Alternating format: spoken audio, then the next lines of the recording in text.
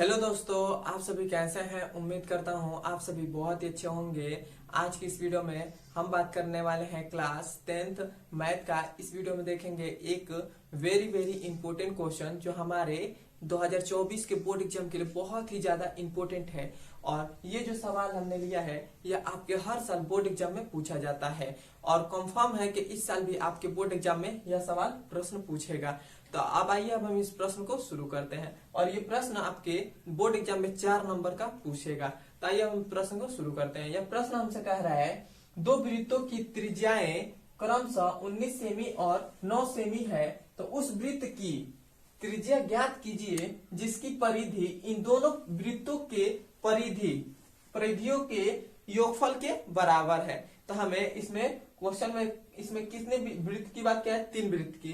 कैसे 3 वृत्त की? यहाँ पर कह रहे हैं दो वृत्तों की त्रिज्याएं, मतलब यहाँ पर दो वृत्त की त्रिज्याएं दे दिए गए हैं 19 सेमी और 9 सेमी। उसके बाद फिर से हमसे कह रहा है उस वृत्त की त्रिज्या ज्ञात कीजिए, मतलब एक और वृत्त की त्रिज्या ज्ञात करने के लिए कह रहा है।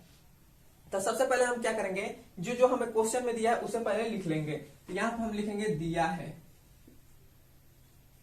यहां से हमारा हल हो जाएगा।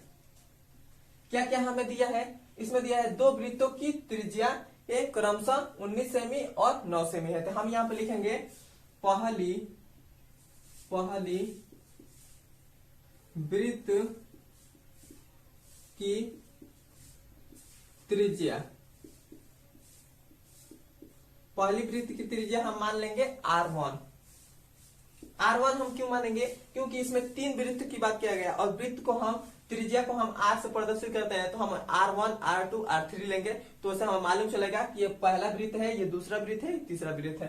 तो यहाँ पर हम ले लिए पहली वृत्त क्या हो जाएगी? R1 हो जाएगी। फिर से हम यहाँ पे लिखेंगे दूसरी वृत्त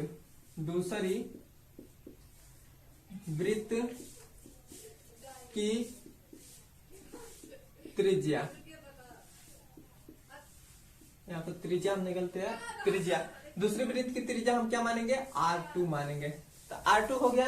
अब इसके जस्ट नीचे फिर से लिखेंगे तीसरी वृत्त की त्रिज्या। तो यहाँ पे लिखेंगे तीसरी वृत्त की त्रिज्या, तीसरी वृत्त की त्रिज्या क्या हो जाएगी? R3 हो जाएगी। इतना आपको कंफर्म है? यहाँ तक आपको समझ में आया है तो आप कमेंट में बताइए। अब हम क्या करेंगे, अब हमें क्वेश्चन में दे दिए गए कि दो वृत्तों की त्रिज्या क्रमशः, मतलब हमें दो वृत्तों की त्रिज्या, मतलब पहली वृत्त की त्रिज्या कितने दे दी गई है? 19 सेमी, तो हो जाएगा 19 सेमी।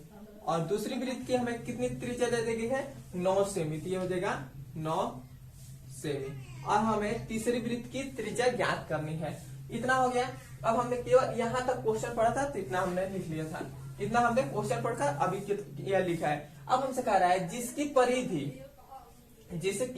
परिधि इन दोनों वृत्त की, मतलब जिसकी परिधि मतलब इसकी परिधि, मतलब ये तीसरे वाले वृत्त है, ये तीसरा वाला वृत्त है, इसकी परिधि इन दोनों परिधियों के योगफल के बराबर है। तो यहाँ पर हम लिख देंगे, मतलब इसकी परिधि इन दोनों वृत्तों की परिधि के बराबर है। तो यहाँ पे लिखेंगे तीसरी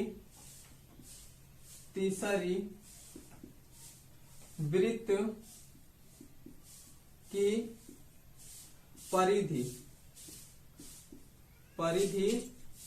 परिधि बराबर में क्या हो जाएगा? इन दोनों वृत्त की परिधि का योग हो जाएगा। तो पहली वृत्त की परिधि, तो यहाँ पे लिखेंगे पहली वृत्त की परिधि प्लस में हो जाएगा। अब हमें क्या है कि जिसकी परिधि इन दोनों वृत्तों के परिधि के योगफल मतलब होता है जोड़, तो यहाँ पर हमने लगा दिया प्लस। इतना हो गया। अब हमारे लिख देंगे दूसरी वृत्त की परिधि, तो यहाँ हो जाएगा दूसरी वृत्त की परिधि।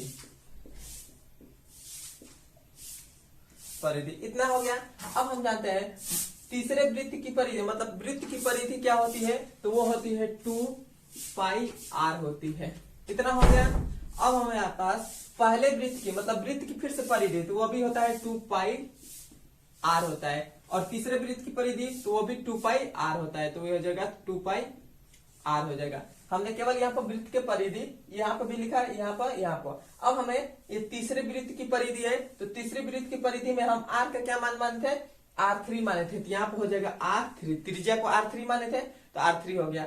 अब हम पहले वृत्त की परिधि, तो पहले वृत्त की परिधि तो ये हमारे हो गए, और R को हम पहले वृत्त की त्रिज्या में क्या माने थे, तो उसको R1 माने थे, तो ये हो गया R1। और दूसरे वृत्त की परिधि में R को हम क्या माने थे, R2 माने थे, तो R2 हो गया। इतना हो गया। अब हम यहाँ पे लिख देंगे 2 पाई R और 3, इतना हो गया और बराबर में हो जाएगा। अब देखिए इधर भी 2 पाई है, इधर भी 2 पाई है, तो हम 2 पाई कॉमन ले लेंगे, तो ये हमारे पास हो जाएगा 2 पाई। इतना हो गया। अब इधर हमारा क्या बचा, R1 बचा, फिर से प्लस में R2 बचा, तो ये हो जाएगा R2। इतना हो गया। देखिए 2 पाई से 2 पाई कट गया, तो ये क्या आया, R3 बराबर आया R1 प्लस R2। अब हमारे पास R3 का मान नहीं मालूम है, R3 का मान हमें ज्ञात करना है, तो ये पर हो गया R3। R1 का मान हमें मालूम है, R1 का मान कितना मालूम है, 19, तो ये हो जाएगा 19, प्लस है तो प्लस हो गया। R2 का मान कितना मालूम है, 9, तो ये हो जाएगा 9 हो गया। तो R3 बराबर कितना हो जाएगा,